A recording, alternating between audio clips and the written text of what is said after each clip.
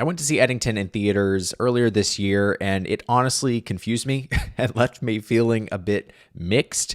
But last night I rewatched it, and it has now become one of my favorite films of the year. Eddington is a challenging film to go and dry on, and I think that's why I really struggled, and my entire theater struggled on our first watch. It is very in your face. It does not take itself too seriously, and the parody of a COVID era 2020 is incredibly on the nose. And at least for me, that made it very difficult to see past and contend with the ideas of the film on my first watch. The film on its surface is polarizing and highly political, but on a second watch, all of that melted away, and I was able to see the movie, I believe, for what it actually is. And the message I took away from the film instantly made me fall in love with the film and what it was doing. So let's break it down. To me, the message of the film is this: everyone exists in their own bubble. Being right is irrelevant when the AI data center is going to take all of our water from us. It's important to mention, I don't think Ari Aster is doing a both sides are bad kind of thing. He's not playing the centrist. He clearly depicts one of them as worse and more foolish than the other. He's not playing centrist here. He's playing the nihilist, saying it doesn't matter who's right if we kill the future and destroy our children. The message of the film is so much bigger and deals with more existential and more serious issues than merely 2020 politics. I think it's easy to get lost in that, which is what I did on my first watch because it's so on the nose. But upon a second watch, you start to see just how silly it all is, and all the squabbles are such a waste of time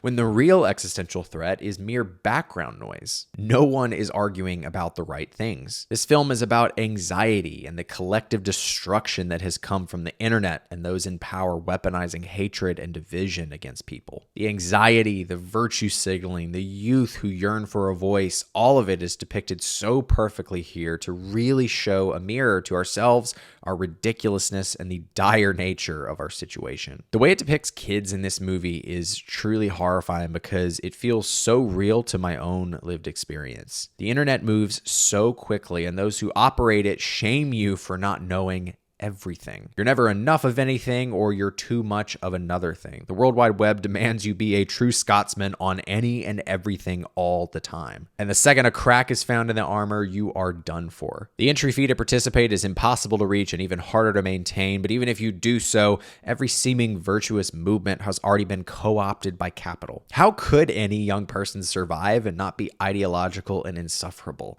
The goal is to be white abolitionists, and that means actually changing institutions, dismantling whiteness, and not allowing whiteness to reassert itself. But we're pretty much light years away from that. Are you fucking retarded? What the fuck are you talking about? You're white.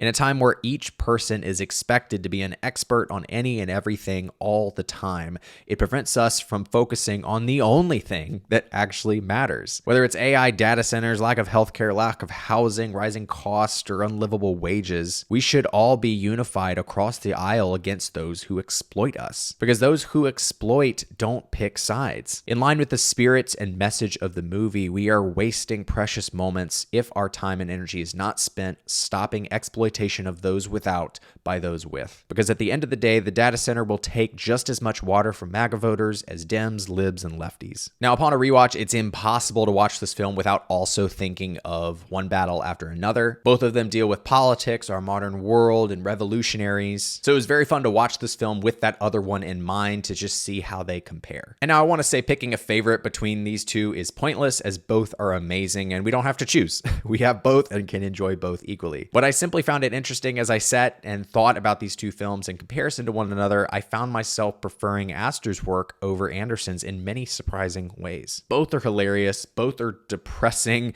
both are incredibly well made. One thing I noticed is that One Battle After Another is strangely more hopeful than Eddington. One Battle After Another leaves you with a feeling of hope for the next generation, where Eddington doesn't, and cements the feeling of nothing ever happens and we are all fucked as the recurring and eternal state we find ourselves in. And while I love the hopefulness, I can't help but feel more aligned with Aster's view of our current predicament. So while I'm not out here giving points for realism, the realistic portrait of America portrayed in Aster's film hits me much harder, but more so wakes me up to realize my own contribution to the problem. Are you fucking retarded? my own arrogance, my own ignorance, and my inability to make meaningful change. It's humbling and a necessary message in a time where you must be an expert on everything all the time. When you're told you're worthless if you don't make, sell, or do enough, having the curtain pulled back like Aster does to see the wizard at work is kind of a relief to know that it isn't just you and that the entire damn system is a mess. But this is an area where I do think the hopefulness of Anderson's film really shines, because after you watch Eddington, you are left just depressed and realizing just how bad things actually are. The hopefulness of the youth taking up arms to fight the system is inspiring and is encouraging, and I think is why One Battle really resonated with people a lot better than Eddington did, because it left you with that little twinge of hope that I think we all really need. So honestly, I think if you're looking for the most anxiety-inducing double feature ever, Eddington and One Battle After Another could make a great companion piece, as they both view the world in very similar yet very different ways. Also, not to throw gasoline on the fire, but I think the camera work during the climax of this film is so damn slick. I honestly think it may clear most, if not all, of the shots from One Battle After Another. I know, I'm just going to say that.